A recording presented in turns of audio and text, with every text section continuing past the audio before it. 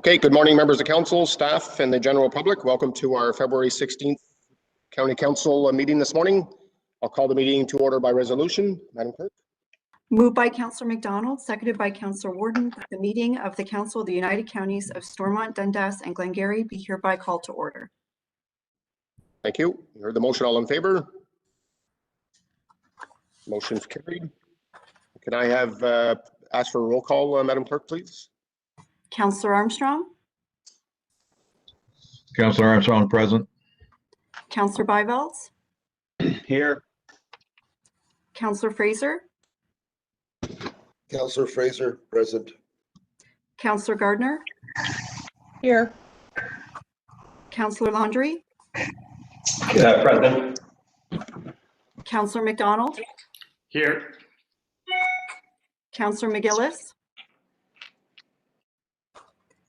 Warden Prevost. Here. Councillor Smith. Here. Councillor Warden. Here. Councillor Wirt. Present. Councillor Williams. Present. Can you see me and hear me? Yes, we can. Okay, I'm just on my phone again.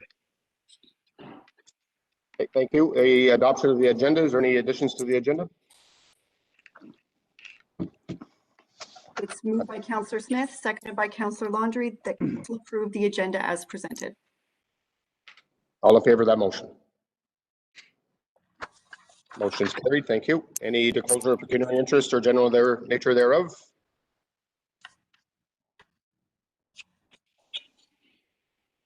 Not seeing any. Of the adoption of the minutes of January 18th, 2021. Moved by Councillor Wirt, seconded by Councillor Bivalds, that the minutes of the meeting, including the in-camera minutes of the Council of the United Counties of Stormont, Dundas, and Glengarry, held January 18th, 2021, be adopted as circulated. All in favor of the motion? Motion's carried. Thank you. We'll move into delegations. The SDG OPP Acting Detachment Commander Simon Hardy, 2021 OPP budget. I believe we have Mr. Blanchette with him. So good morning, gentlemen.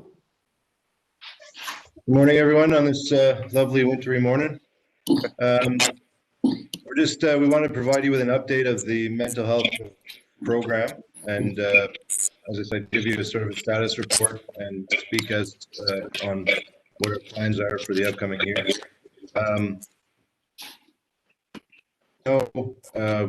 As a detachment, as a community, and as a police services board and county council, we had to think outside of the box in terms of providing this program, and we thank council greatly for trusting us in that manner. And I'm confident you'll see the results already from the program are incredible and working out even better than we had originally hoped. I'm going to speak briefly, and then Jim Blanchette will speak to this PowerPoint and provide some more analytical data. But in terms of the stats, as we all know, stats can be problematic at times. However, I feel when you see our stats, you see that we're looking at our calls for service differently, in the sense that there's a mental health component to many different types of calls: family disputes, trouble with youth, domestics. And as a detachment, we've really challenged ourselves to look at how we respond to calls differently and to deal with them more effectively. To speak to why we need to keep it going, there's been so many positive comments, whether it be through traditional media, social media, through people affected by mental health or mental illness, our community partners, the relationships we've grown upon or improved upon our relationships, and there's been many positive comments from both those community partners as well as families of mentally ill community members. And I've seen a real sort of paradigm shift in the detachment as to we've gone from merely reacting to these calls for service to being preventative, proactive, and predictive. Whereas for instance, if we know that somebody may be moving into our community or ahead of that time, we've already developed a strategy, we discussed it, And a day doesn't go by when on the radio I won't hear the officers, even on the road, considering how the mental health nurse can be used. And I mean, there's a wide gamut of how the nurse is being used. So it's extremely positive, not only from a policing perspective, but a community perspective.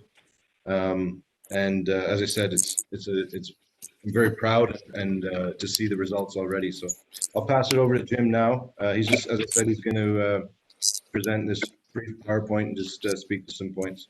Thank you.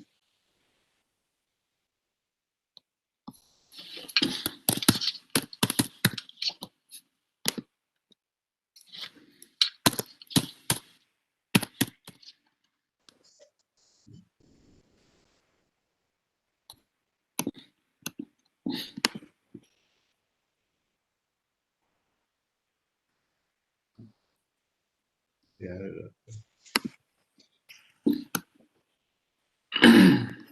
Just bear with us. Our IT member got stuck in the snow.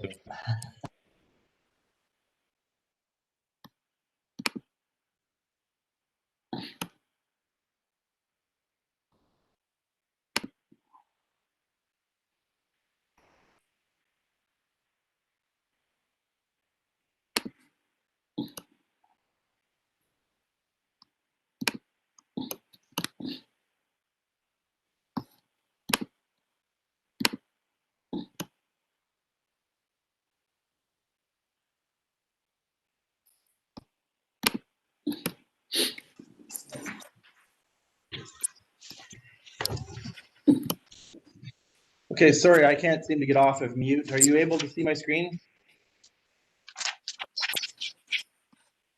Yes, we can see you and hear you.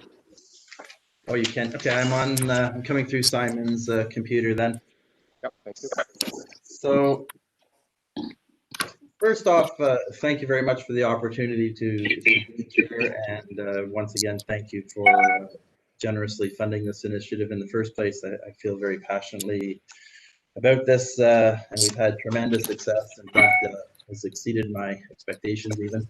But if we just go back and look at the proposed investment that we originally presented to you, and we had three main goals, and they were improved access to mental health care, improved quality of care, and improved resident experience. Speaking to the access to mental health care, it's in-house. It's in their house at the right place, the right time. Often they're in crisis. We're not connecting them to services or talking to them about services. We're right there with a mental health professional.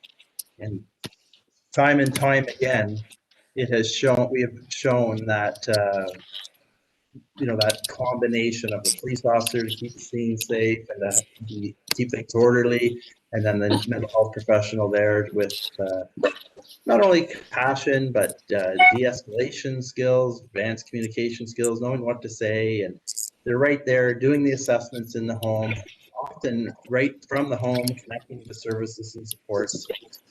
And then the quality of care. Obviously, it's less intrusive. Our clients are much more comfortable in their own home.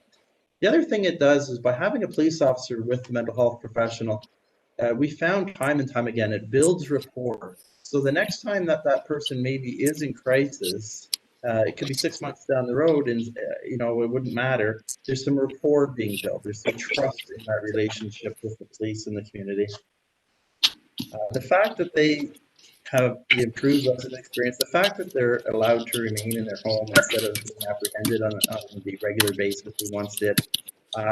Clients just over and over again are telling us how they are, that they're getting connected to their family members on a very, very regular basis. They're telling us how happy they are with our initiative. So when we look at stats, a lot of the calls, so we're a bit of a hybrid model. We had pitched this originally. We don't only respond to calls that come into the comm center, we do follow up. And although we're careful not to case manage people, we will follow up calls from the evening shift or the weekends. Or sometimes, the nurse has done an assessment connected to services, and until that full connection is made, or a med review has taken place, whatever the case may be, the nurse and the officer will, stop in maybe once a week or a couple of times a week, depending on the need. And again, great success with that. The follow-up is the big part of what we do, and just we see it over and over and over again, the benefits. We really need to keep this momentum going. It's just been absolutely incredible. I just wanted to show you a little bit about wait times, because that's one of the advantages. That's when we talk about having reinvesting our resources. In the past, we averaged, so I just took the time that the September till January, end of January, oh, sorry, and I actually made an error on this chart. I put I pulled up the wrong one. So anyway, we used to be in 2018-19, the same time period, 2.9 hours in the hospital on average. Last year, we did some internal changes, some advanced training, and we explained that to officers, thinking outside the box, ambulance transport, involving family members, that sort of thing. And yeah, I apologize that the data here is wrong. I had put one wrong number in here. So instead of it being 2.11 hours, it's actually 1.5 hours since the program has started. What's important to note is we didn't waste any time. We were operational the day the nurse started. And so we've got better and better. And just a little quick stat to show, the last 60 days, our hospital wait times are down to 1.5 hours. But from February 1st till now, we're down to 30 minutes. And that was one of the expected outcomes. We are transporting, well, just some more stats, not to bore you with stats or anything, but typically around the province, 40-45% of mental health calls result in apprehensions. The best we've ever done with a lot of in-house initiatives is 25 to 30%. And currently we are running at 11% of mental health calls that are resulting in apprehensions. Just so we're not only making less apprehensions, less intrusive, we're not criminalizing people who are suffering from a health issue. But on those occasions where apprehension is the only option to keep the person safe, we are obligated to bring them to a place of safety, that being the hospital. It's very significant. The nurse is in contact with the emergency physician right from the house, sometimes the psychiatrist or the manager of the inpatient unit, and everything is done prior to arrival. So that 30 minutes versus the old 2.9 hours is just so significant. It speaks volumes to what we're able to do with this program. And of course, then we can reinvest that time into other community initiatives, and officers can focus on other things and leave this health work really to the nurse and the mental health crisis response team, or mobile crisis response team, sorry.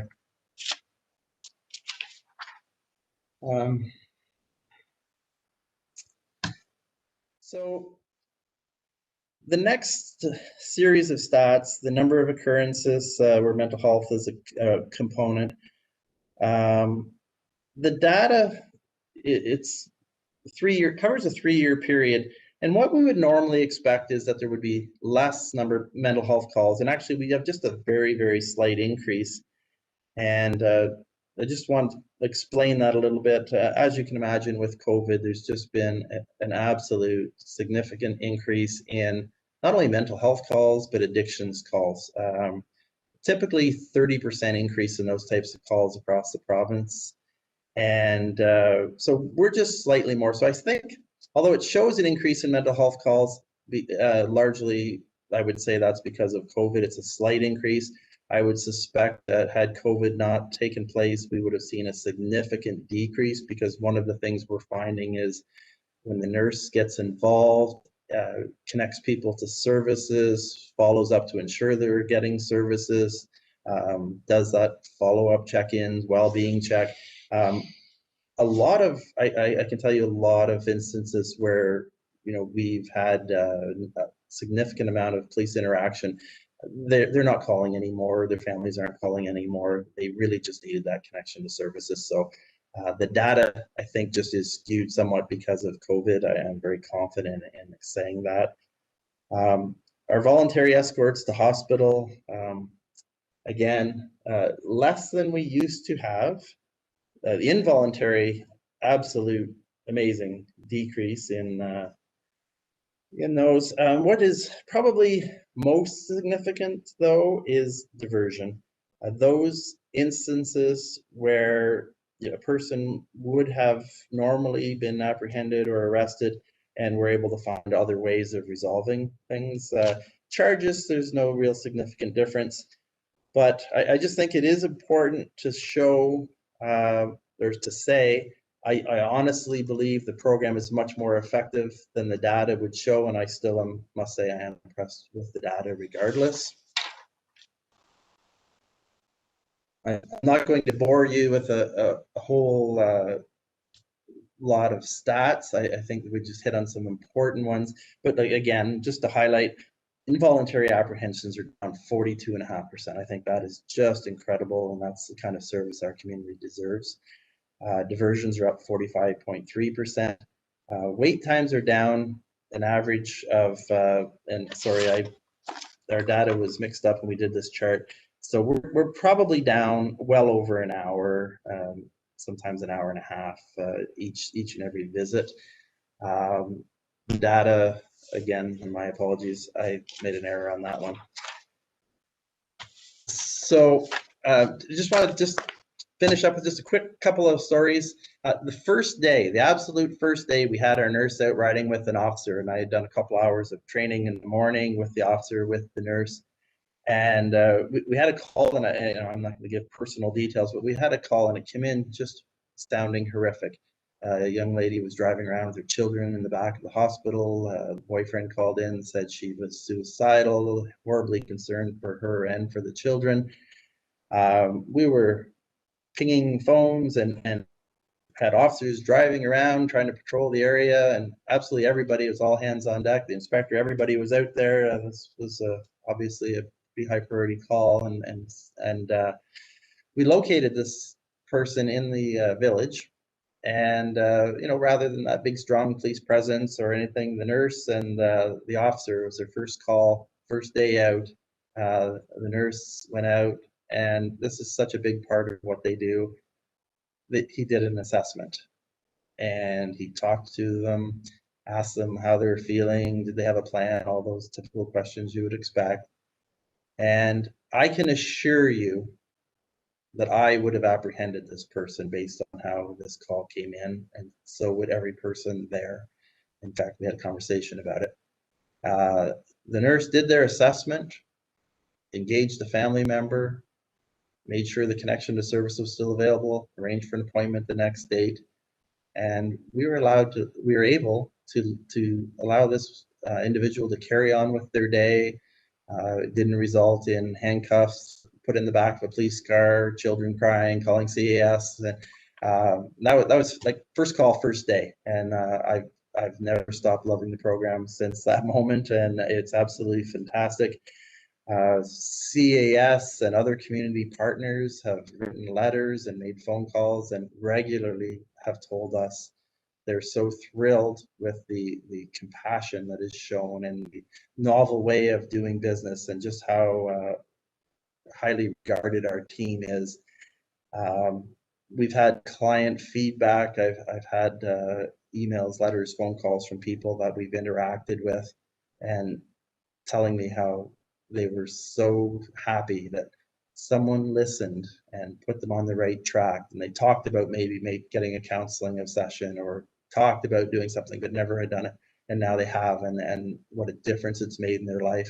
And I think those stories and the impact we've had on individuals tell so much more than the stats. And I want both out there. But so, which kind of brings us to obviously why we're here. We have attempted to get funding from other traditional sources without success. What I can tell you is, because of various social issues and initiatives that are going on, there is widespread pressure on the government to fund these sort of initiatives. They've put out some money, and we've not been successful in getting any of it yet. But so I've looked at Ministry of Health funding. There is no other current funding available. Our people in Aurelia have made contacts with officials in the Ministry of Health. Those talks are ongoing, and they are going to be advocating on our part. We've already started the process. Unfortunately, in November would be when we would have to make our final pitch to the ministry, and funding, even if we get it, wouldn't occur until March 1st of next year. So at this time, we're really hopeful that council will continue to fund this program in the short term, and I can assure you I'm here not through lack of trying other sources. We are quite optimistic with many things that are going on in the world right now that the Ministry of Health will jump on and fund all of these, but at this time, unfortunately, we're back to council just asking if you would please consider our request. Thank you, Jim. Just in closing, a couple points. I'm sure you saw our press release as well. Thanks to our partnership with the hospital, we were able to get some funding that allowed, the hospital got funding, and they were kind enough to involve us in that plan. That's why we've gone to 7 days a week as opposed to the 5-day-a-week plan that was supported by council. However, that funding ends at the end of this year, I believe. In October of 21. As Jim spoke to, we are actively seeking out other sources of funding in conjunction with Aurelia. Jim alluded to it as well, with the current spotlight on policing and how we deal with people in crisis, when mentally ill people in crisis. I think the timing for this program couldn't have been better. And I use the term flagship, but I know that a lot of detachments around us have sought out our guidance, are seeking training in how we've implemented the program. It's been a flexible program that's evolved over time. We haven't been rigid. We have our principles that are rigid. However, we've listened to both the members, the nurse, community members, community partners, and we've enhanced the program to the point where it is now. And as Jim said, what we're looking for presently in 2021 is to fund the program until the end of 2021. By November of 2021, we'll be aware as to what support and funding programs are out there, and we will have applied to whatever possible program we can. And we'll have a better idea around that time as to where we are moving forward, and we could hopefully, with your approval, revisit the topic towards the end of 2021. But once again, just in closing, thank you so much for your support. I'm proud to be involved with this program, and to see its success and to see it to continue to succeed. And I firmly believe make our communities safer and give a far better product to our clients and our community members. So, subject to any questions from any of the members, that's our presentation. Thank you. Okay, thanks very much, gentlemen, for your presentation. I'll open it up to questions or comments from members of council. I'll go to Councillor Gardner, then Councillor Smith.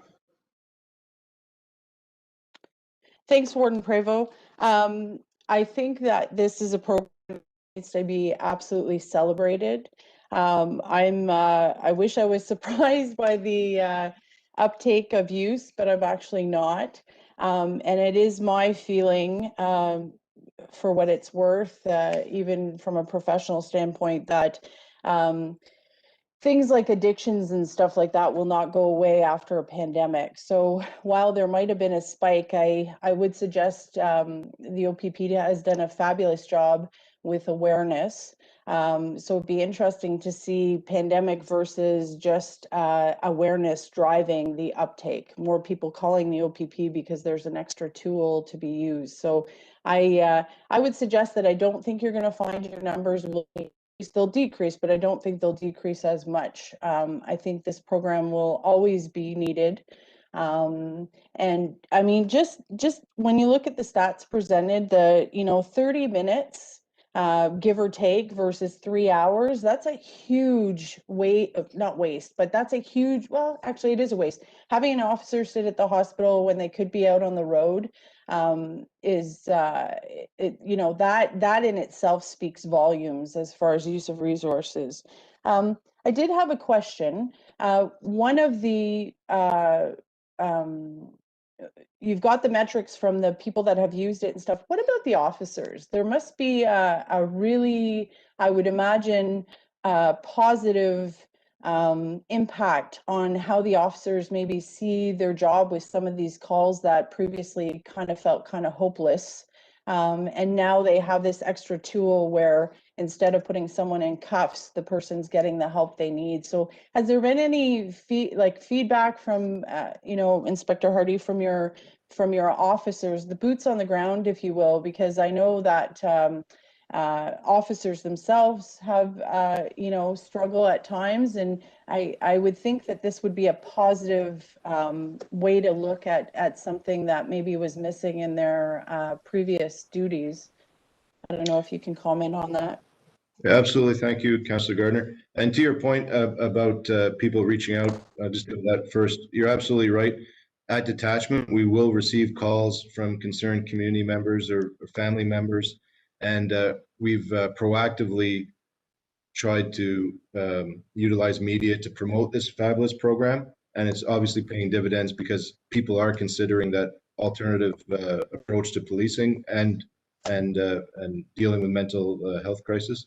As for our officers, initially when we set up the program, we sort of had a wider gamut of officers who were riding with a nurse. And part of that strategy was to promote the mental health. I mean, we receive a lot of training on mental health. However, we wanted our officers to live it and to share the experience of a mental health professional. And it's paid nothing but dividends in the sense that our officers, as Jim alluded to, on a weekend, when the nurse comes in or Jim comes in, there'll be emails from the officers who have gone to a call that traditionally they might not have considered the mental health aspect of that call. However, they're suggesting calls or individuals that could be followed up with. And I think that there's been a real paradigm shift in terms of how officers look at mental illness and mental health, both their own and the community members we serve. We can always try to improve, which we will, but I think it's been nothing but positive in that sense. And it causes them to think, as I said, outside the box as to how can we better help this person. And as I mentioned previously, we're not as reactive, we're more proactive. And you see that in the stats, like the referrals, a lot of those referrals come from our community partners and our officers. So that shows that we're not just jumping in the car, going lights and sirens to a call. We're implementing strategies that will prevent us from ever going lights and sirens to any call. So to your point, I think there's been a real shift in terms of how our officers think, and I'm very proud of the officers in the sense that they're opening their minds to alternative approaches. Warden, if I may, just a quick follow-up. I absolutely agree, not surprised, and like I said, this is a program that should be celebrated. Obviously, I'm a huge advocate for this and continuing the funding, and I would just add this tidbit that, so long ago we discussed, our county objectives and what we wanted to do, and one of the things was innovation. And this is an innovative boots on the ground where our residents feel the impact. And if you've ever been impacted by a mental health crisis, whether it's a family member or personal or whatever, having that interaction and intervention early on and having a positive outcome where the treatment is available is night and day. So I strongly advocate for this, and I'm hoping my fellow councillors will support it as well. Thanks, Warden. Okay, thank you, Councillor Gardner. Councillor Smith? Thank you. Through you, Warden. I just want to say I'm 100% in favor of this program. I think it was long overdue. It's here now, and especially it came at the best of times. And then I guess you can say at the worst of times, which is the pandemic. But it's proven itself. I see that. I'm 100% in favor of continuing the program. Obviously, I agree with a lot of what Councillor Gardner had to say. She said a lot of what was on my mind. I do have a couple questions, though, and that is, do we need another nurse on duty? Is one nurse enough? We have a very large area to cover in the 390 counties, and there's no set time for mental health issues or when they're needed. It could be at 7 in the morning, it could be at 9 o'clock at night. I'm just wondering if that came into play as to if we have enough or if we need enough. Thank you. Thank you, Councillor Smith. Absolutely, you're right. We can't predict when calls come in. That being said, where we have the program now, running 7 days a week with that additional funding through the hospital, what that allows for are those calls on the weekend that do come in, say late on a Friday or late on a Saturday. Then the nurse that would come in on the Saturday and Sunday, they are able to follow up with that. And then Monday, our county nurse would come in for the 5 days, and thus far, due to the preventative nature and proactive nature of what the nurse is doing, and from a fiscal standpoint, I think at this point, one nurse is sufficient, and we're seeing the results from one nurse. I think, as I said, from a fiscal perspective, I think one nurse is enough, and we're not lagging behind because we only have the one nurse. The running 7 days a week is definitely a positive. But to answer your question, I believe one nurse is enough. Okay, thank you. Just one quick follow-up. It's not that I'm trying to spend more money on this program, and I think it's worth it if we do. But I just thinking with just the one nurse. I mean, I understand nobody's been taking holidays or going away in the last year, but I can certainly see that coming soon, and we need someone to fill the void. Is there a backup in place to cover for these nurses?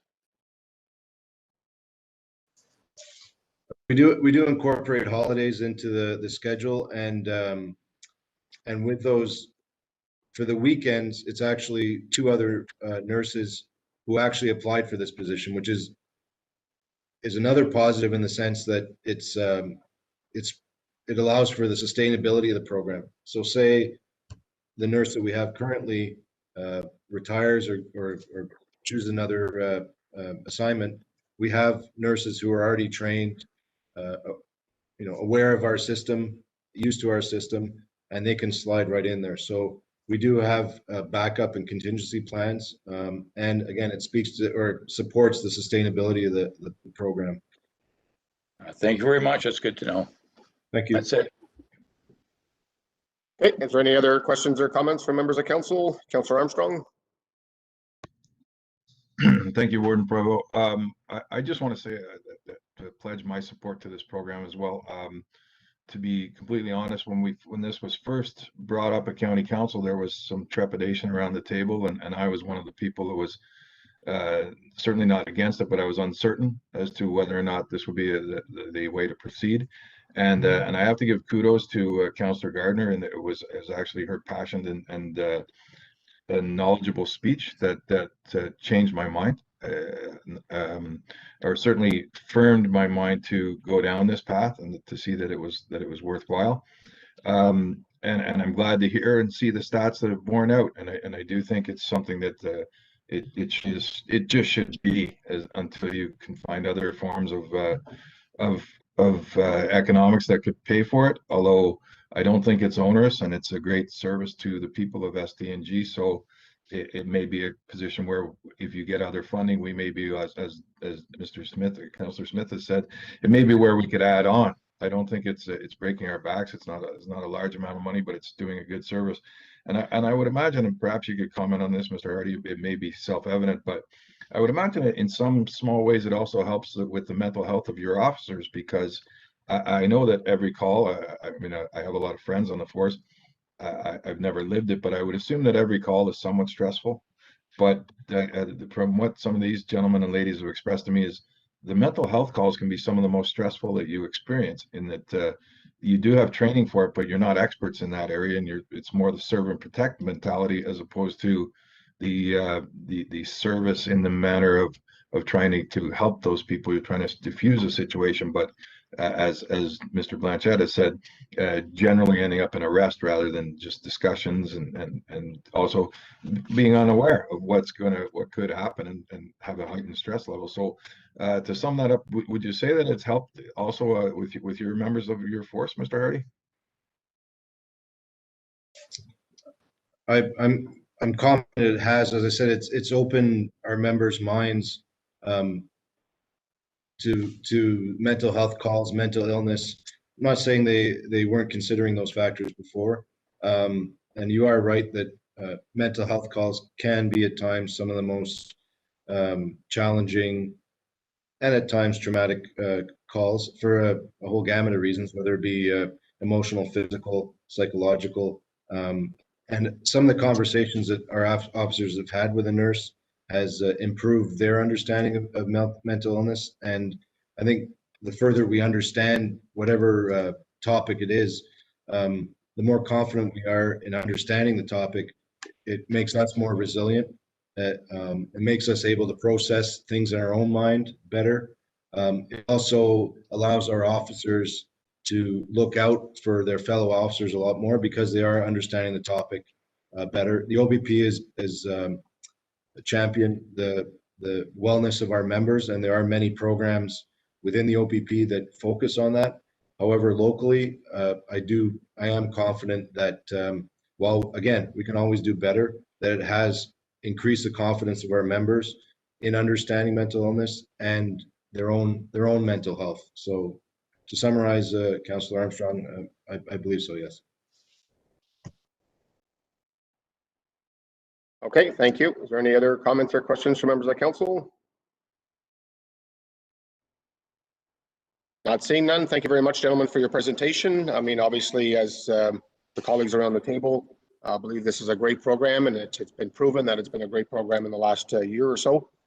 We will be discussing it as we approach our budget after this council meeting. So thanks very much again for your presentation, and stay safe. And thank you for looking after our residents in SDNG. Thank you for your time, and take care. Thank you. Thank you.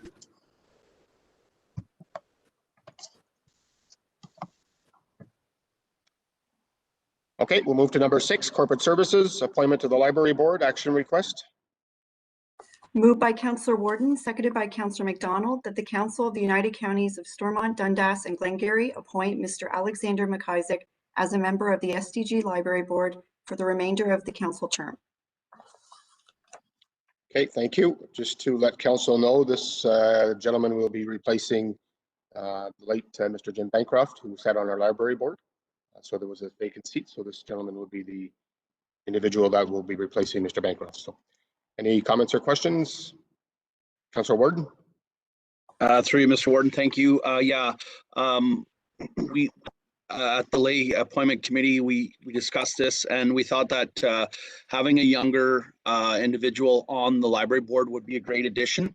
And Mr. Alexander also lives in South Stormont, so we thought that it would keep the spread even across the counties on board. So thank you. Yeah, thank you for those comments. Any other comments or questions? Not seeing none. You heard the motion. All in favor? The motion's carried. Thank you, everyone. Financial Services 2020 Reserve Transaction Action Request. Moved by Councillor Gardner, seconded by Councillor McGillis, that the Council of the United Counties of Stormont, Dundas, and Glengarry approve the 2020 reserve transactions up to the following amounts.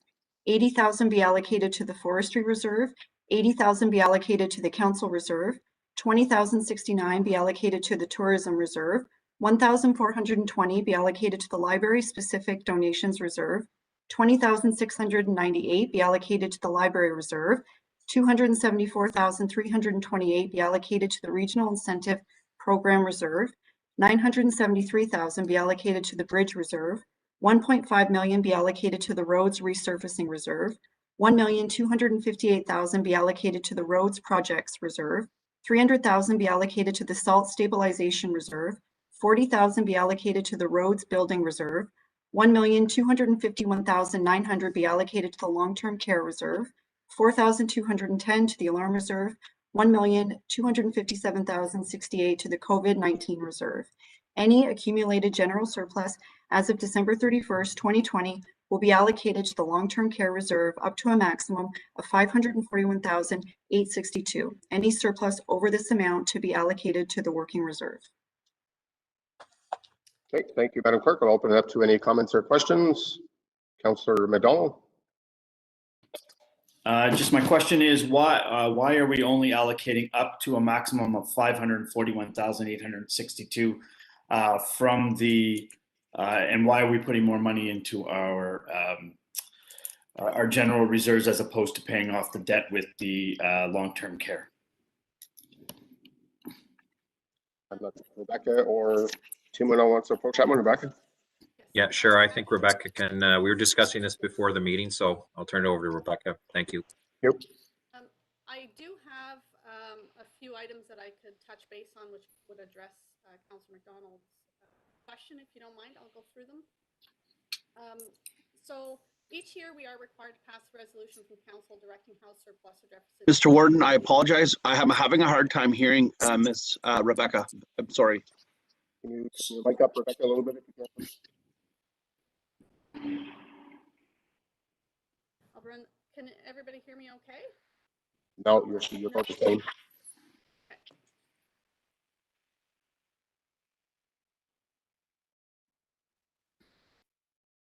What about now? Still can't hear me? Still about the same, yep.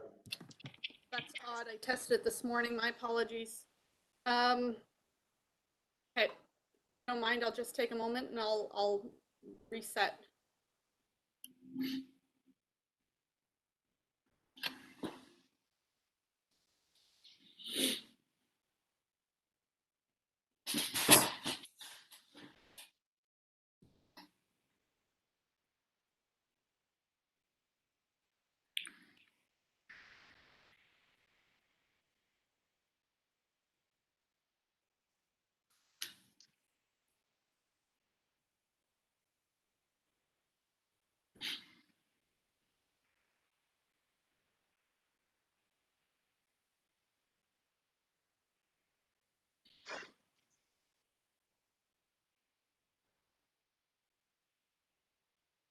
You're muted.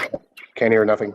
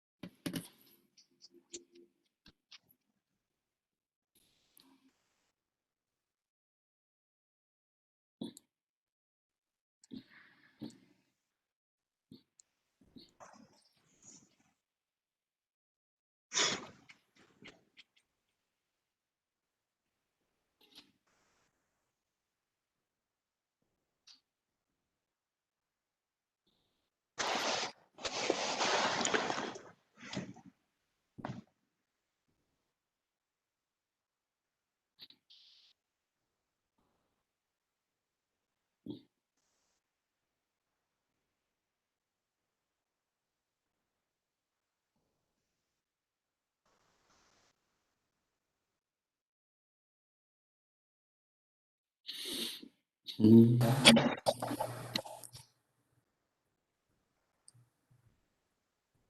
anybody hear me now? Yes, we can.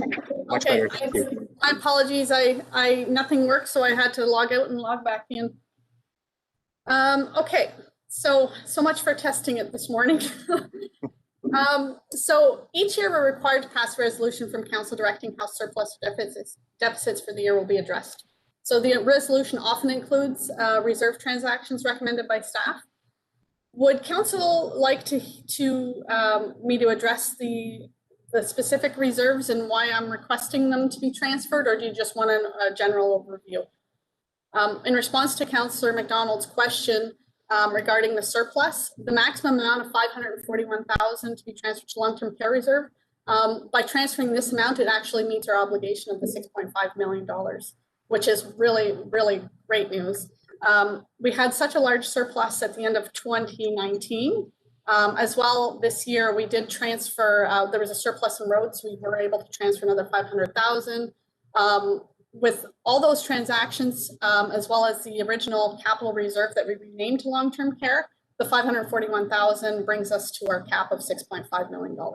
So it's really quite impressive, and it's very exciting that this won't go on for years and years, and it's going to be completed with this transaction.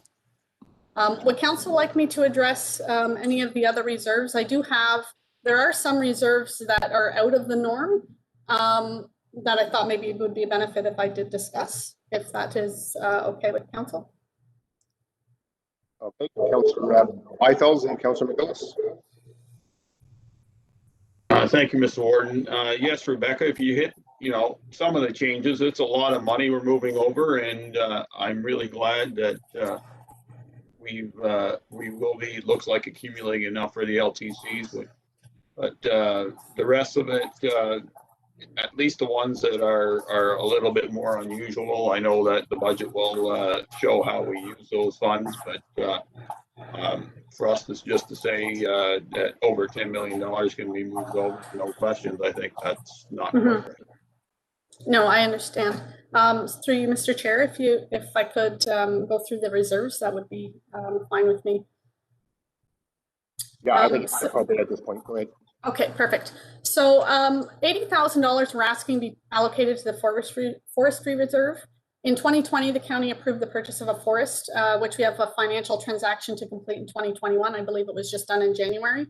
Since there was a surplus in the planning budget in 2020, we had originally budgeted to have a director of planning, so the wages and benefits for that position didn't occur. And to help offset the costs of the purchase in 2021, we're recommending using the surplus from that to transfer reserve to, and we have included it in the 2021 budget.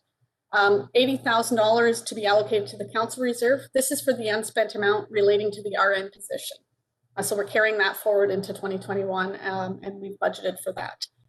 $20,069 allocated to the tourism reserve. This is related to unspent grants, as well as the TIAO tourism funding that we received in 2021. And the deadline to spend that, I believe, is at the end of February. So we're including it in reserve in 2020 to be used in 2021. The library also received $1,420 in donations for a specific purpose. So when we receive donations of this kind, those amounts get transferred into the reserve until spent, which I do believe is going to be in 2021, possibly 2022. $20,698 to be allocated to the library reserve. This was relating to capital purchases that we budgeted in 2020, but didn't spend due to COVID.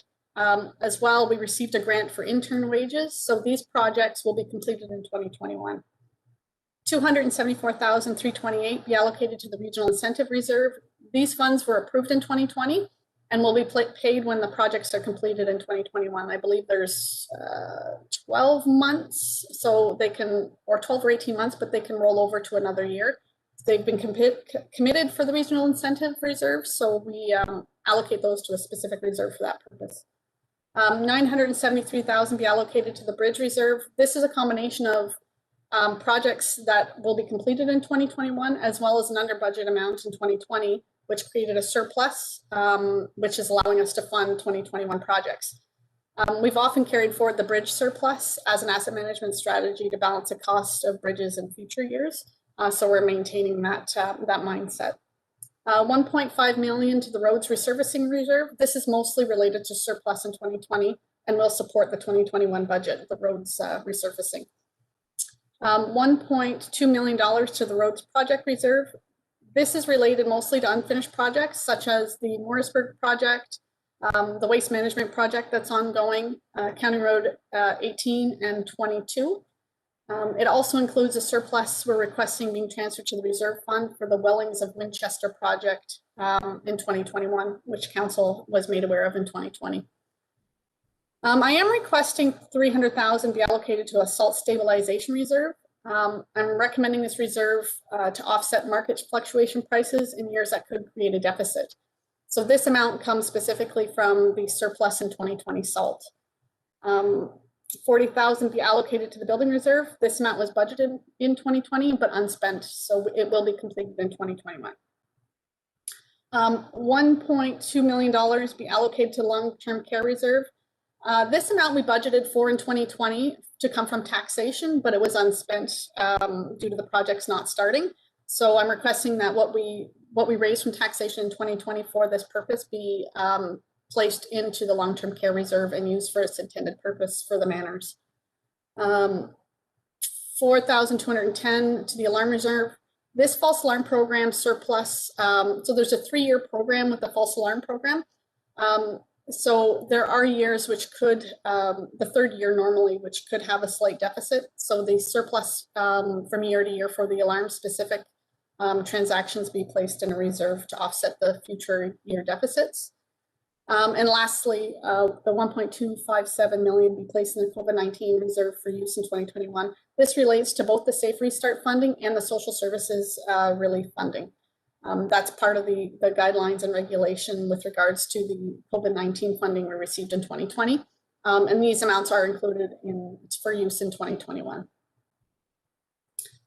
So I hope that answers questions. If there are any additional questions, I'd be happy to answer. Okay, thanks very much, Rebecca, for your clarification. Councillor McGillis. Thank you, Mr. Warden. Can you hear me? Yep. Okay, great.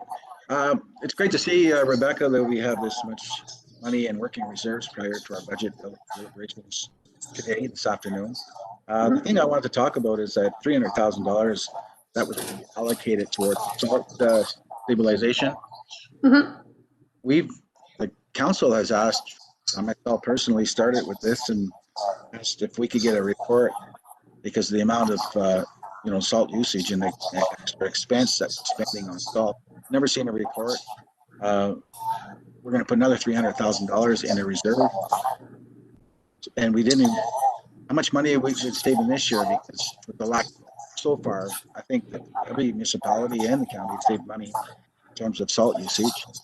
My concern is never got a report, we're not following, we stopped following the salt management plan.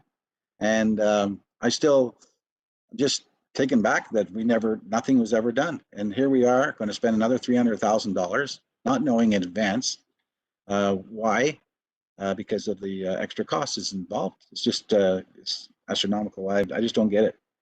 So I like to pull that right now until we find out why there's so much money being spent and why there was nothing being done to try to alleviate the amount of salt usage over the years. Rebecca, I'll go to you maybe in regards to the reserve part, and I'll ask Mr. DeHaan to jump in respect to the reserve. Yes, that's fine. So I can't answer to the salt management. I'll let Ben answer that. The $300,000 is solely a financial transaction. It's not money that's being spent. It's only money being put aside. And the purpose is, so last year, Councillor Byveld's made a very realistic point that any surplus relating to salt is not an actual surplus. It's a surplus on the books, but that salt use, it's based on inventory that's in our salt. And it might be a surplus at the year end. However, we use that salt in the spring months, which deplete whatever surplus was on the books. So the purpose of doing the $300,000 is solely a financial transaction to offset fluctuations in market prices at the closing of our year. Should there be a deficit with restating inventory, the $300,000 would be used to offset any deficits relating to salt with the financial portion of the year-end restatement of inventory. But I will let Ben DeHaan answer the question about the salt management, if you don't mind. I can't answer to that. Yep, thank you. Mr. Don? Thanks, Council. Just very, I guess in summary, we do have an active salt management plan. We are following it. We have come back about several times with multiple reports to council. Certainly, if there's an expectation that there's another report that's to come back to council, I'll take that direction and have staff prepare something to discuss. But at this time, we aren't working on an active report for council, nor was there any understanding that that was something that was expected from our staff to council. Okay.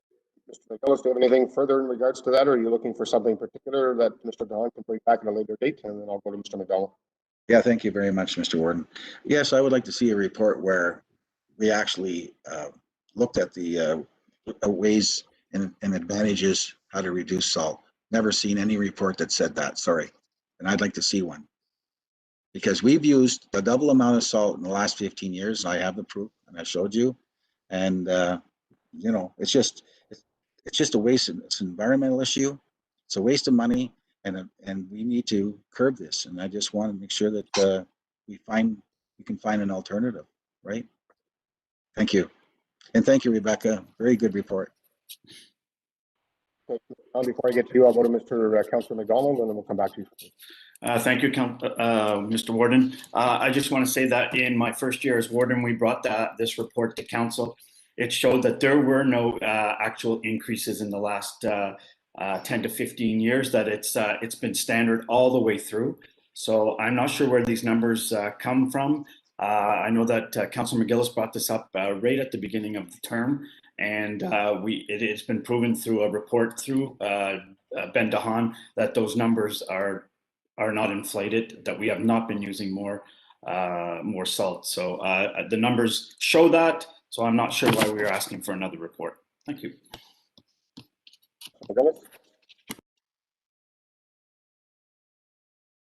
Yeah, contrary to Councillor McDonald, I have shown it was up to far as 20 years back when we're using the double amount of salt. I've shown because I have the estimates that when the counties, and I was on council back in the day when the counties were only using half that much on salt.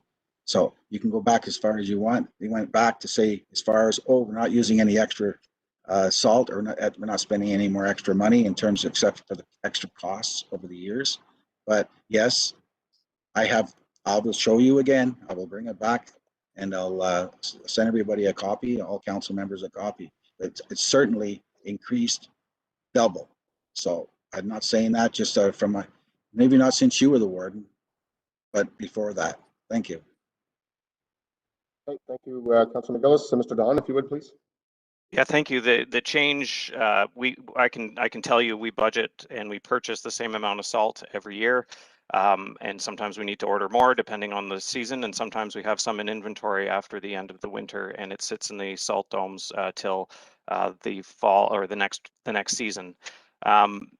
The difference between, and if I recall the information Councillor McGillis had prior, or had showed prior, the difference is because of the size of our facilities, we actually can bring in more material at the outset when compared to what used to be done with the smaller kind of traditional domes rather than the modern salt storage facilities we have now.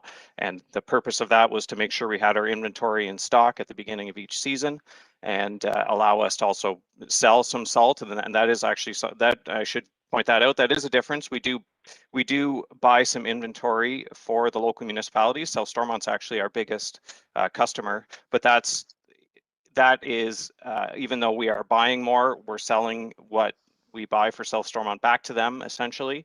And so in the net, we are not changing the tonnage of salt that we're buying in a given year.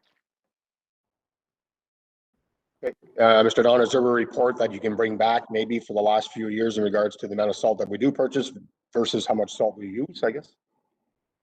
Yeah, no, I can certainly go back and look at what we've provided, and I guess we can update it just based on where we are today. But yeah, no, I don't mind going back through some reports that have been provided to council. Okay, thank you. We'll look for that report in the future. Councillor Byfeld, please. Thank you, Mr. Warden. A couple things. I agree with Rebecca's analysis of the inventory and how that asset sits in our books in the year end. It's not so much for budget, but it's for the audit and how they have to present it. And inventory is great if you can sell it, but we're not in the selling mood of selling salt except for the local municipalities. So that we need to be cautious when we see that kind of surplus sitting on our books from our auditors. I don't have an issue with putting $300,000 aside to deal with fluctuation. Salt is a commodity that could be cheap one year and be more expensive the next. And currently commodities are going up in price. I'm not sure what salt is doing, but I know that the grain markets, the oil markets, and other markets are all escalating. So I wouldn't be surprised that may follow suit. As for the issue of the salt management plan, I agree with Councilor McDonald, and no disrespect to Councilor McGillis, but I do believe that Ben did present council with a plan at some time at a past meeting. I think Councilor McGillis, you weren't there at that meeting, so he can look back. If he wants to bring it back, that's fair enough. I'm not in. I'm in the same kind of frame. We don't want to waste salt.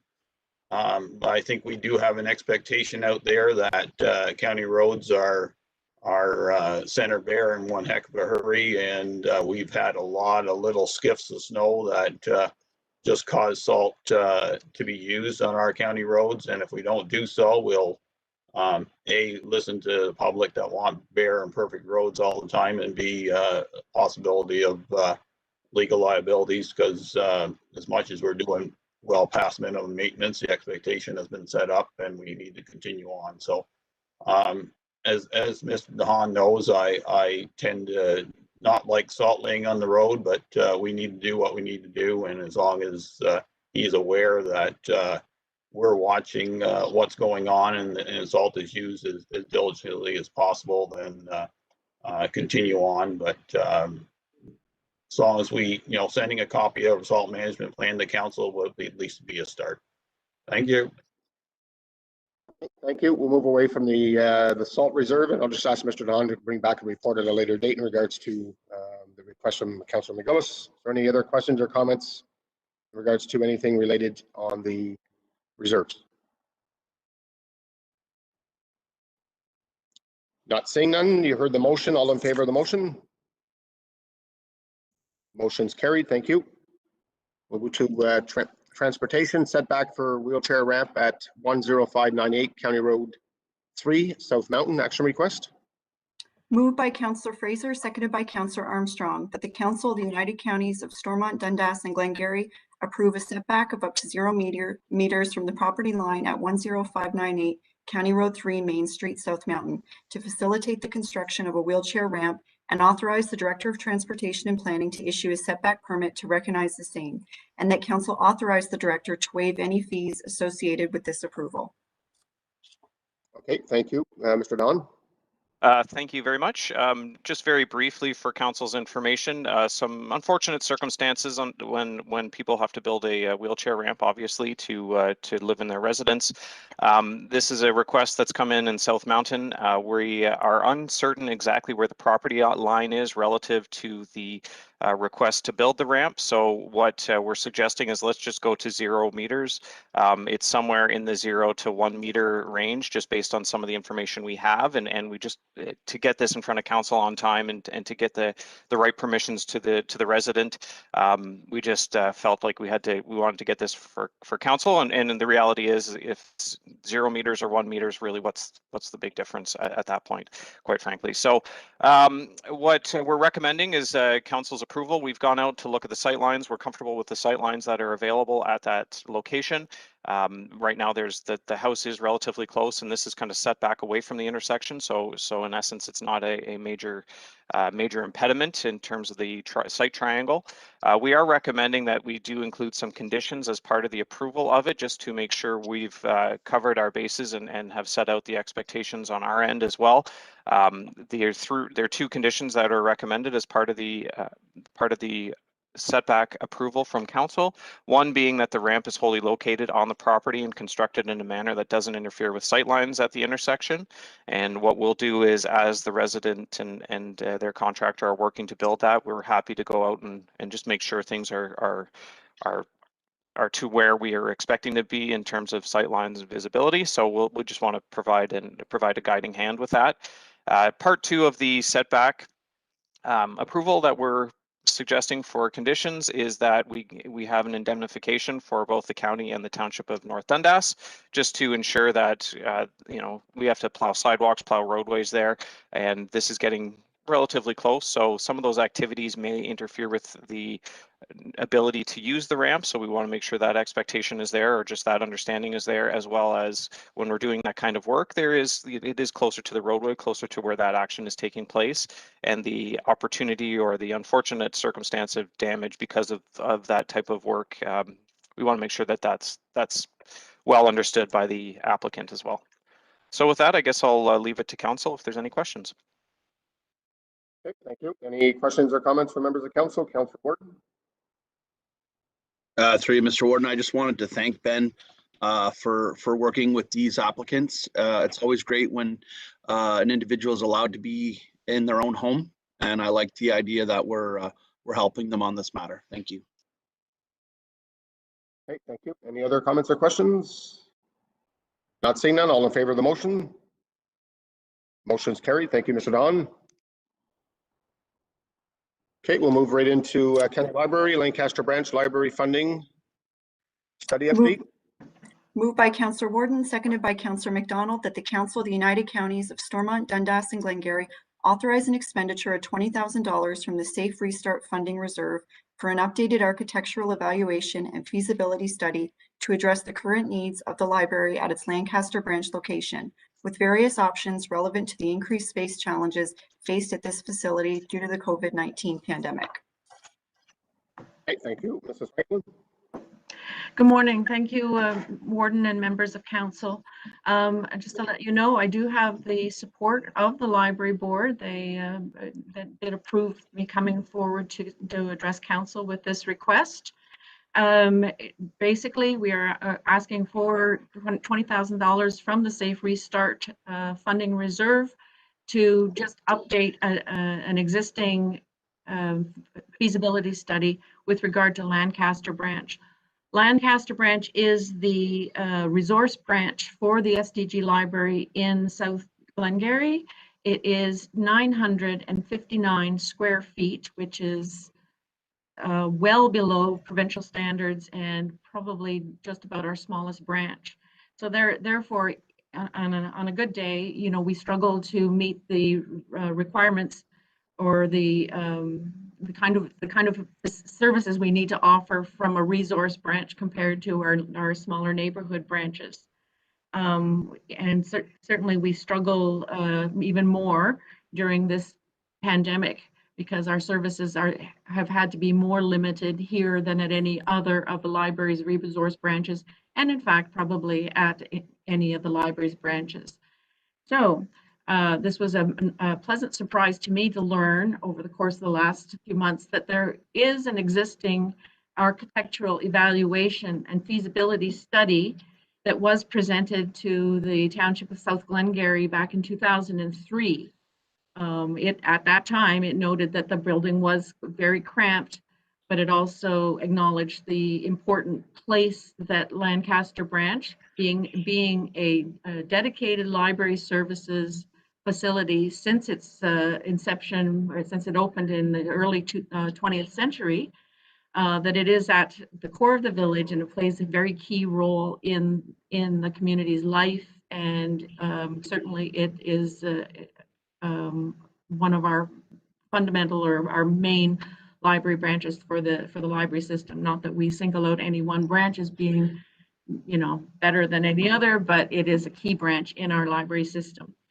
And surprisingly as well to me, at least, as knowing how things change over the years, that the architectural firm that originally conducted the study is still in business and is still willing to provide an update based on the current needs and new accessibility legislation, including pandemic-related legislation and new planning options. Council may know that originally there was in the study, there was a plan to, or a proposal that the library could be expanded out at its, behind it, but that space has since been taken for other purposes in the community. So the firm has made a proposal to South Glengarry, including a quote of $20,000 to update its original study. And the library would really like to see this go ahead, because we ultimately feel that if indeed a building project did be undertaken for Glencaster branch, that the library's service delivery would be immeasurably enhanced to all of its patrons, not just those in South Glengarry. Thank you. Any questions? Okay, thank you. We'll open up to questions or comments. Councillor Byfeld. Thank you, Ms. Warden. I actually had the pleasure of driving through Lancaster on Saturday, doing a tour of SDG and took note of the branch and its location. And it is a great heritage building. I don't really have an issue with restudying this again, but perhaps it may tell you that this building is no longer really suitable for a library in today's age. I know that in South Dundas, we've expanded the Morrisburg branch, and we had to redo the Williamsburg branch in my previous term. So it might be an opportunity for a partnership with South Glengarry and figuring out what you really want to do with the library. If this is going to be your resource branch, then you might be challenged for space within that footprint. That, less than 1,000 square feet is a pretty small library, and if you want to expand services like you have done in the village of Morrisburg, then you may have to look at something. I wouldn't say big and new, but something that might accomplish what the library needs going forward. And I know full well trying to shut down a branch and trying to consolidate branches is not very politically savvy, because library patrons are very dedicated people, and they want to make sure that the libraries are certainly competitive with the libraries within the system. So my only comments, the $20,000 is not coming out of our pocket directly, but it's still money that needs to be spent, and still like to see it be spent wisely. Thank you. Okay, thank you. Any other questions or comments? Councillor Fraser.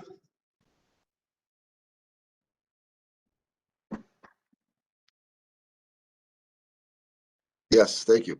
Thank you, Mr. Warden.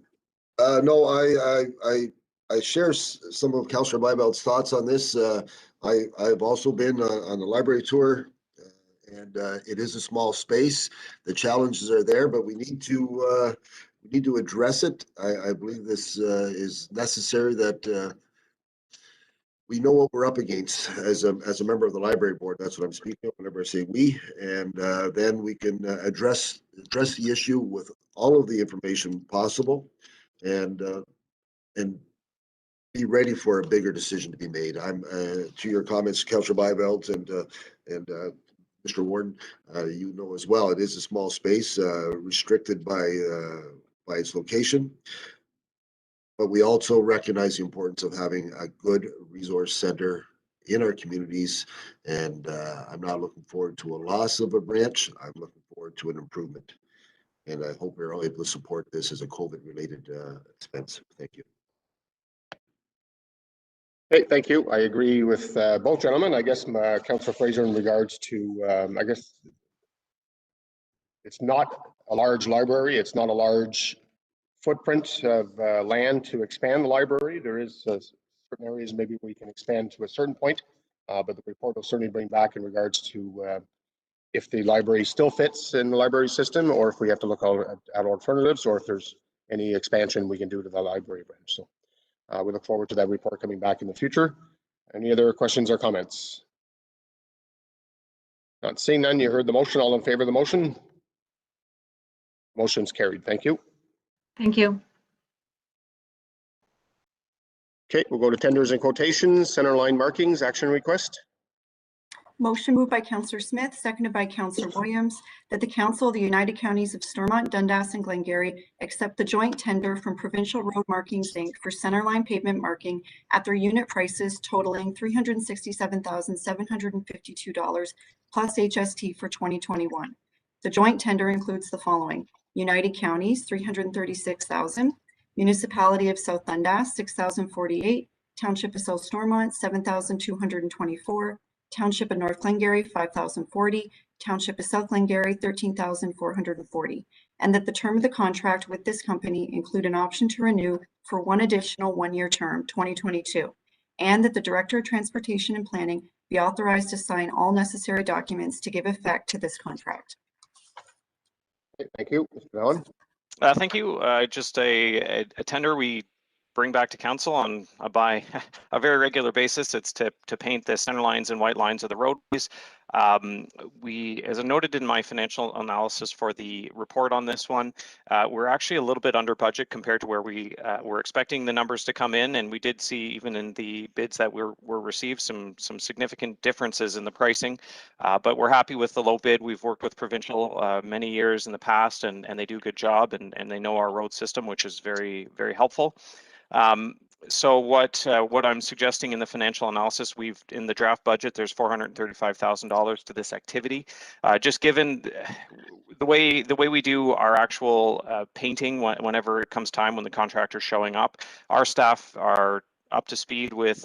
They'll go out and actually do testing of the pavement markings. So they're looking at the wide edge line, they're looking at the center line, and they're actually making an analysis and determining how reflective it is, how, where these roads need to be done. We have a good sense just year over year how many we have to do.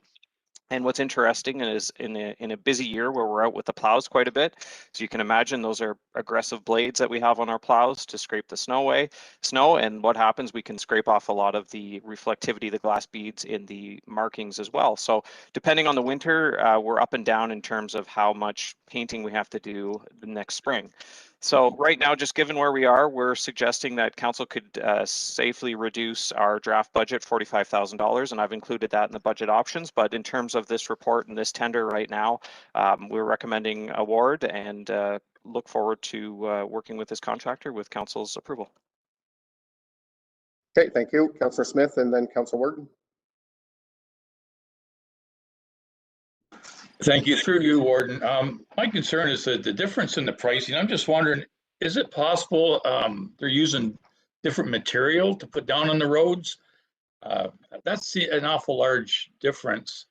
And like I said, once again, my concern is, will the material they're using to paint these lines last for the year, or is it a inferior type material that's going to fade or not be there after several months? Yep. No, we have all expectations that the material will be fine. It's a standard, like we spec a certain type of paint, so that's what comes. We check the labels whenever it comes in the totes, and we're actually doing inspections on the material as it's getting installed too, to make sure they're getting the right wet film thickness and the right kind of beads in the material. So it's a very, our staff do an excellent job monitoring this program, and I have full confidence we're getting what we're expecting. With respect to the pricing, if I'm being honest with you, the two McGuinness and Alman equipment, I'm not sure if we've ever seen them bid before, so I couldn't really say in terms of their experience in this type of work and how they're approaching the work. So I really don't have much to say beyond saying I'm glad we had a low bid, because we would have been really in some trouble if we didn't have provincial bidding, which they've done our work for many years in the past. So I feel very comfortable with the direction we're heading with this one, but your point is noted with the variation in the prices. Thank you. Okay, thank you. Councillor Ward. Thank you, Mr. Warden. Then I'm just wondering if we should maybe leave the extra 45,000 in there as a reserve. Just, you know, my thoughts are with the big difference between the other bids, maybe next year we're going to be, or even in 2 years, preparing for quite a large increase.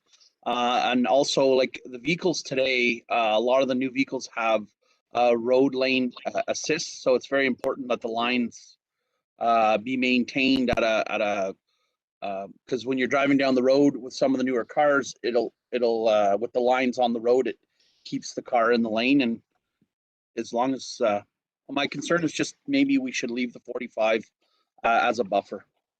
Thank you. Yeah, I'm quite comfortable with that, and truthfully, that's not a bad approach if council wants to take that approach. It's in the draft budget, so it's, you know, it's already kind of built into what council sees today. So if council wants to leave it in there, I know we'll certainly, when we're looking and evaluating roadways, we're certainly kind of, you know, start worst and work our way up to where we're confident that the lines will last till the next year. But with more money, we can paint more roads. That's for sure. Okay, thank you. Any other comments or questions? Not seeing none. You heard the motion. All in favor? Motion's carried. Thank you. And specialty paint markings action request. Motion moved by Councillor Wirt, seconded by Councillor McGillis, that the Council of the United Counties of Stormont, Dundas, and Glengarry accept the joint tender from Crossroads Pavement Markings Incorporated for specialty paint markings at their unit prices totaling $57,331.45 plus HST for 2021. The joint tender includes the following: United Counties, $41,889, Township of North Dundas, $275, Municipality of South Dundas, $7,508.45, Township of North Stormont, $325, Township of South Stormont, $325, Township of North Glengarry, $700, Township of South Glengarry, $6,309, and that the term of the contract with this company include an option to renew for one additional one-year term, 2022, and that the Director of Transportation and Planning be authorized to sign all necessary documents to give effect to this contract. Okay, thank you, Madam Clerk. Mr. Don. Again, similar to the previous one, the difference is instead of painting lines, we're painting X's, arrows, stop bars, optical speed bars, things like that on the roadway. So this is essentially a very mobile crew with different templates, and they're out doing those types of paint markings throughout SDG. Okay, thank you. Pretty self-explanatory. Any other questions or comments? Not seeing none. All in favor of the motion? Motion's carried. Thank you. We'll move to bylaws, encroachment agreement, SDG 1 and Holbert Road, action request. Moved by Councillor Gardner, seconded by Councillor Bivalds, that bylaw number 5281 being a bylaw for the purpose of establishing an encroachment agreement for the property located at the southeast corner of the intersection of County Road 1 and Holbert Road, Municipality of South Dundas, be read and passed in open council, signed and sealed. Okay, thank you. Mr. Hahn. Thank you. Just very briefly, as part of a severance application, the Transportation Department requested a road widening to protect the intersection sightlines at County Road 1 and Hulbert Road in South Dundas.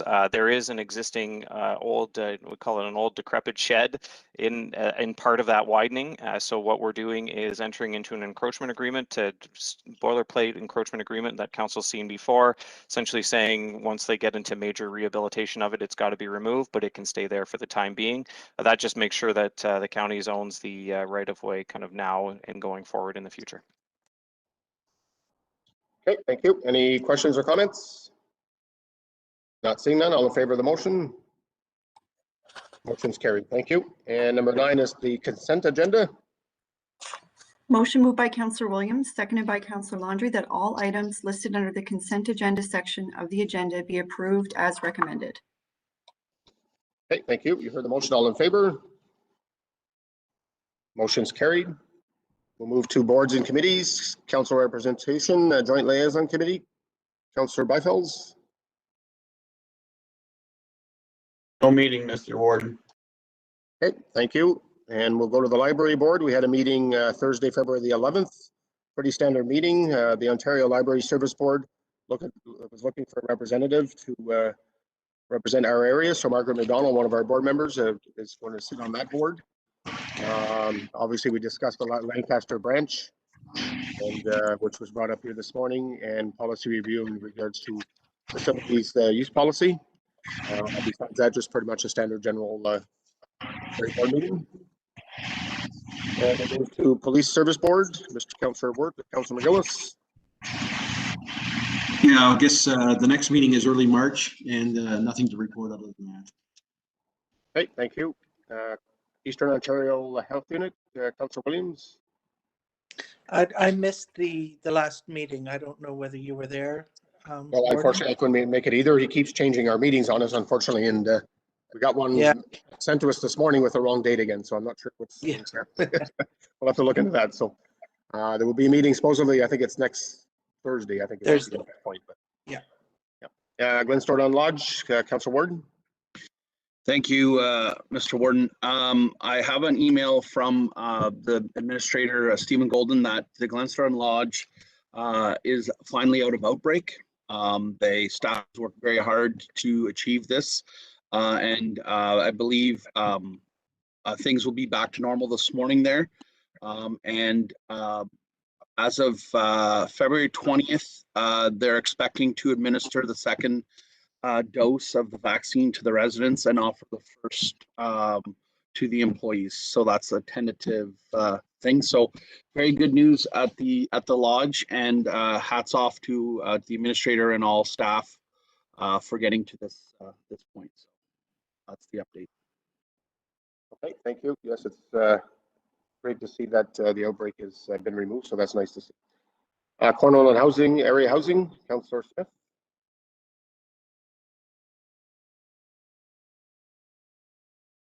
Thank you. Nothing to report at this time. Our next meeting's next week, so I'm thinking there's going to be some news as in regards to the into what's going on there in the transition. So hopefully next meeting I'll have some good news. Thanks.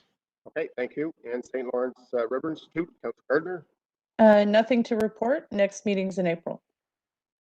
Thank you. And Raisin South Nation Source Water Protection, Councillor Williams. I have a meeting coming up. I believe it's next week. Okay, thank you. And Municipal Advisory Algonquin Land Claim, Tony will give you up to 5 minutes. Thank you. I might need that much. I'm not sure if, actually from the municipal advisory end of it, I don't have anything, but it's been in the news, the issue with the Algonquins of Ontario and the Algonquin First Nation and some land in the southeast of Ottawa and development, which speaks to the delicate situation everyone involved in these negotiations are in. The strong feelings on both sides of the river, the Ottawa River, and the city of Ottawa. They're into quite a quandary with developers, Algonquins of Ontario and Algonquins, their chiefs and the representatives. And I'm not sure if the news has gotten through SDG, but it is quite a topic for me especially, but to hear about this and with the close proximity to us in North Dundas to where the issue really is, just north of us. And that's my less than 5 minutes comment, Mr. Warden. Thank you very much for the time. Okay, thanks very much. And we'll move to key information, 2021 Roma Conference. Mr. Simpson. Thank you, Mr. Warden. Good morning, everybody. There's just a very brief report in your council agendas at pages 63 and 64, just outlining some of the activities that we undertook this year. As you know, the conference was virtual again, so it talks a little bit about what we did as the Warden's Caucus with Warden Prevost, and some of the meetings that we had as the county. Some of you were involved in those meetings, as well as some of your staff. So we had the meeting, Councillor McGillis and the Warden, myself, met with Carolyn Mulrooney to talk about Highway 138. Again, I want to thank Ben for working on the briefing note for that. So we've been talking about those priorities now for many, many years. And the ministry did indicate to us, as I said in the report, that they've engaged a consultant to start the design of the roundabout at County Road 44, Headline Road, and 138, which is good news. So we'll have to wait and see what the timeline is on that. We also met with the provincial NDP. We had our multi-ministers conference as well, where all the wardens sat in with quite a few of the members of the provincial cabinets, and anyone who's been a warden in the past will know that that's quite a large meeting.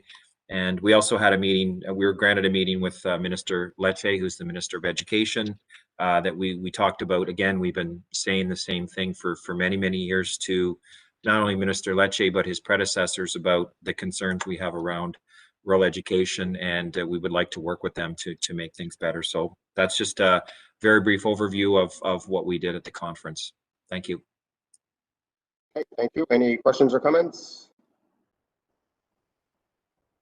Not seeing none, we'll move to educational consultant, RFP, Mr. Simpson. Great, thank you, Mr. Warden. Again, just a very brief one-page report about the status of that. That document's gone out, and I want to thank the members of council who were working with me on that, as well as staff members or other local officials to work on that RFP. It's quite an extensive document, and I cover the basics here. It's closing on February 26th, which is a week Friday, and I know that it's been picked up by several firms, so we're hopeful that we get a good response. And as I said, the plan going forward is to bring it back for approval at the March session of council, engage the consultant, and have the document ready for use in the summer. So I'd be happy to answer any questions if council has any. Okay, thank you, Councillor Williams. Thank you, Mr. Warden. Just, relating to the your key information report just previous and the delegation with Minister Lecce, was there any conversation with him with regards to the plans that the counties has for, really looking at this this issue in an in-depth fashion? Does he know we're hiring someone? He did mention that he was aware of our plans moving forward. We didn't have a real in-depth discussion. We just mentioned that we are, we remain concerned about rural education. We're moving in this direction, and stay tuned. We'll be hopefully having a conversation with you later in the year in terms of where we as a council, as a county, want to move forward with this. So yes, he is aware of it, Councillor Williams. Okay, thank you. Okay, thank you. As everyone is aware that when we do have these meetings with the ministers, we have to come up with our strong points, only based on we only have 10 to 15 minutes. So it's very difficult to get all the conversations that we want to have in it during those periods. But like Tim said, once this report is completed, then we'll certainly request another meeting with the minister for a longer period of time. So, any other comments or questions? Not seeing none, thank you. Library self-checkout at the SDG library, additional purchase. Mrs. Franklin. Thank you again, Mr. Warden and members of council. You're putting me through my paces today. Thank you. So this is just to inform the council that we have, with recommendation from the Director of Financial Services Treasurer, we have recently just purchased a third self-checkout system using available provincial social service relief funds, the same funds that were used to purchase the previous two. The board, the Director of Financial Services Treasurer made a presentation to the board at our January meeting and recommended that this was a viable option using the remaining funds from that social service relief fund pot of gold, I guess we'll call it. And the board had already looked at possibly adding the price of another system to our 2021 budget. So they certainly felt that it was possibly a good route to follow to reduce our budget and use the funds that are available. The two systems that have already been purchased are currently being set up. They're going to be available in Alexandria and Morrisburg branches. The third system has been ordered. We have been invoiced, and it will be, when it's installed, it will be set up at Winchester branch.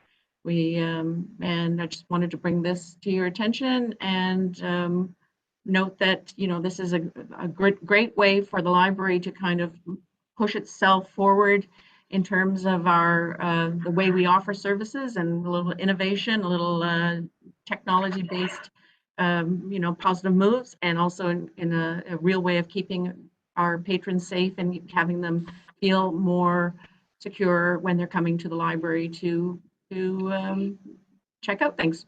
Thank you. Okay, thank you. Any questions or comments? Not seeing none. Thank you, Mrs. Franklin. We'll move to motions and motions. City of Port Colborne resolution, proposal regulations under the Ontario Heritage Act, Bill 108. Councillor Williams brought that up at the last meeting. Did you have any other comments, Councillor Williams? Yeah, this is just something that I think is important for us to support, certainly on a county level, but also on a local level as well. What I think Bill 108 is proposing to actually remove some authority from municipalities to be able to have decision making related to issues of cultural heritage value or interest. So if you look at page 69, it talks about the Conservation Review Board currently provides reports to municipal councils setting out its findings of fact and its recommendations so that a final decision can be rendered by municipalities about what is valuable in their community. And so if you look at the very last sentence or the paragraph, the recommendation says that we strongly recommend to the Ontario government consider amendments to Bill 108 to return the final authority to municipal councils to determine what is of cultural heritage value or interest in their communities, with the benefits of the expert professional advice provided by the Conservation Review Board versus a planning tribunal, which wouldn't be an expert in issues of heritage interest. So I just I think it's an important motion to support. Don't know what council thinks. Thank you. I do agree with you, Councillor Warden. Through Mr. Warden, I have no problem seconding this request from Councillor Williams. I think that heritage issues should remain in the respective municipalities, and I have no problem supporting this. Okay, thank you. Madam Clerk, you do have a motion to read out. Go ahead, please. Yes, I do. So it's moved by Councillor Williams and seconded by Councillor Warden that the Council of the United Counties of Stormont, Dundas, and Glengarry support the resolutions received from the City of Port Colborne and the Town of Grimsby regarding the proposed regulation under the Ontario Heritage Act, Bill 108, and that a copy of this resolution be sent to the Premier of Ontario, the Minister of Heritage, Sport, Tourism, and Culture Industries, MPP Jim McDonnell, and circulated to local municipalities in the United Counties of Stormont, Dundas, and Glengarry. Okay, any other questions or comments? Not seeing none. All in favor of the motion? Motion's carried. Thank you. Thank you, Councillor Williams. Thank you. Okay, we'll move to miscellaneous business. Nominations for Eastern Ontario Regional Network Board of Directors. Action recommended.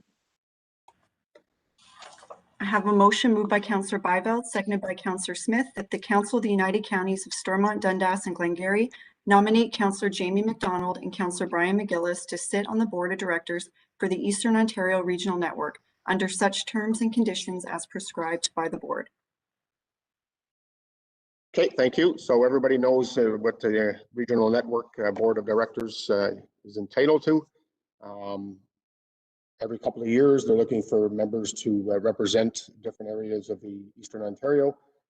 We certainly need someone to sit in the eastern part of the municipality, which is our area of SDG, to make sure that once the shovel is in the ground, that it's going to come to our part of the Eastern Ontario as quick as possible. So, with the recommendation of Councillor McDonald and Councillor McGillis putting their names forward, to hopefully one of them, at least one of them, get to sit on that board. Councillor Armstrong. Thank you, Mr. Warden, and I appreciate both of the gentlemen putting their names.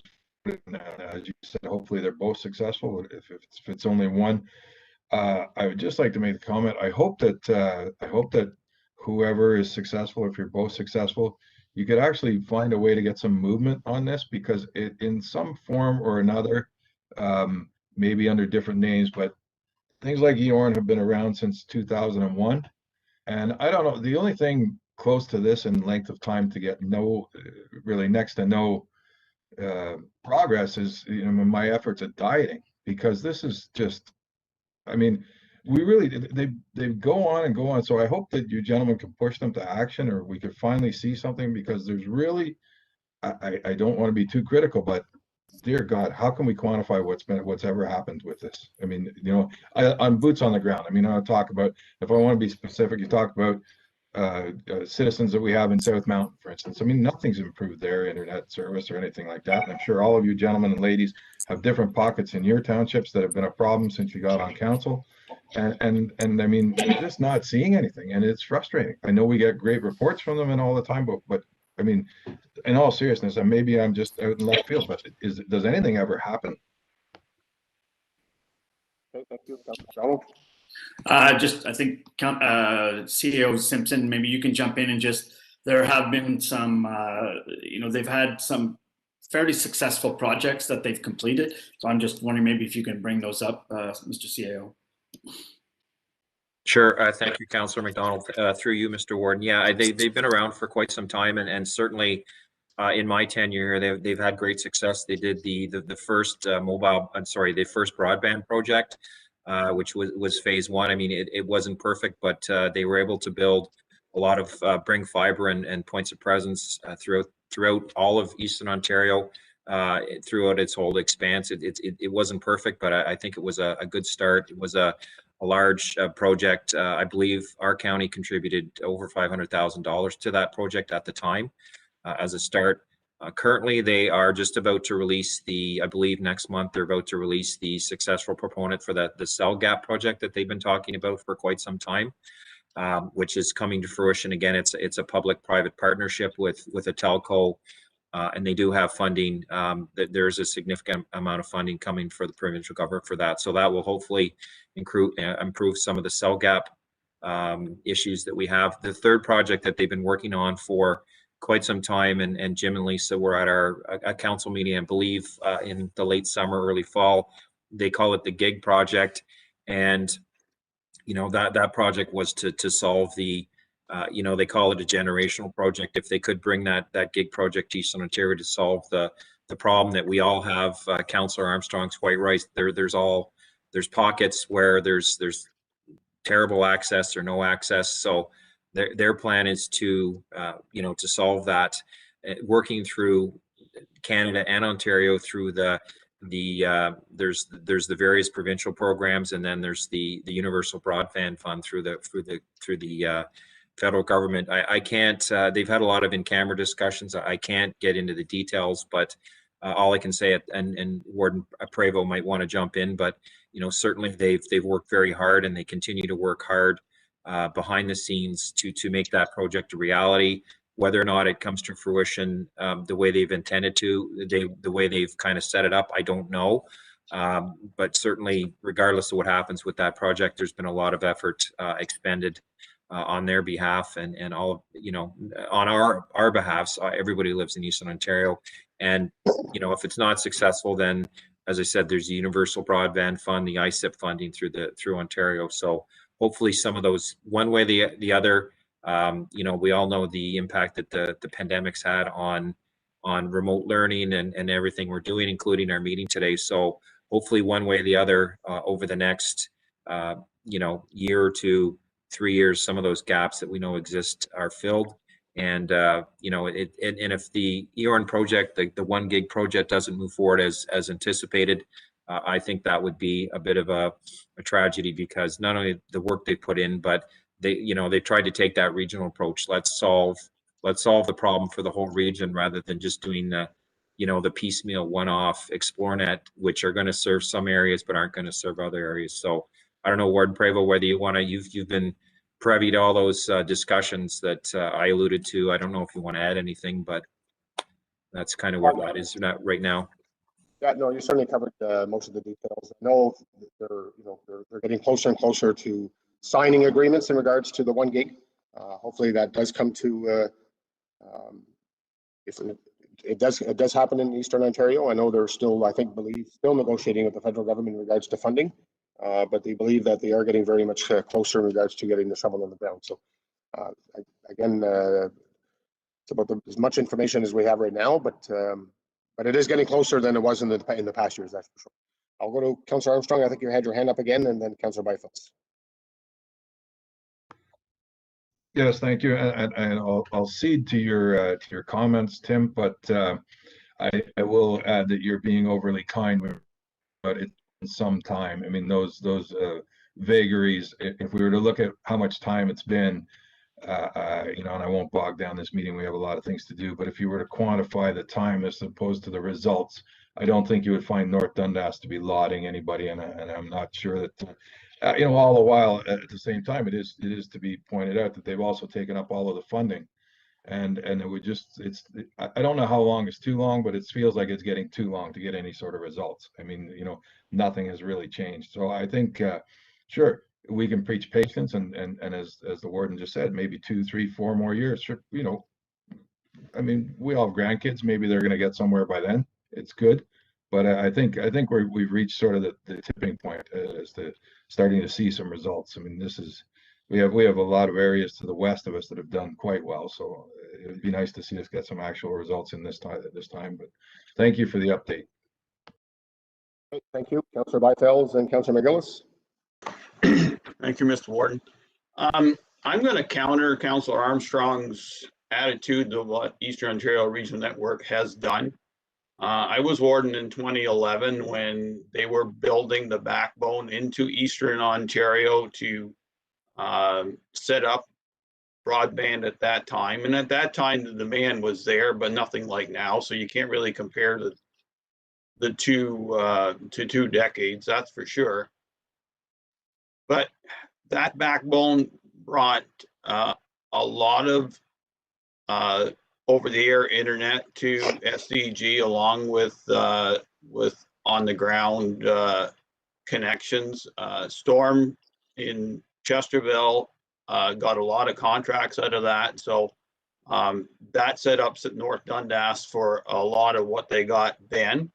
Is it perfect now? No, but I think the work they did at the time, I was impressed with. I went to the City of Cornwall Council asking for their funding for that project at that time, and actually built a good relationship with those on the board and with the Warden's Caucus, and getting what we had to do at that time.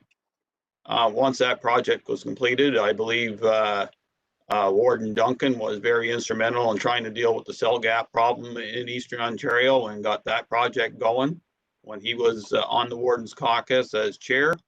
And now I think, project they're asking for is probably a little over ambitious, and I think they should continue on it.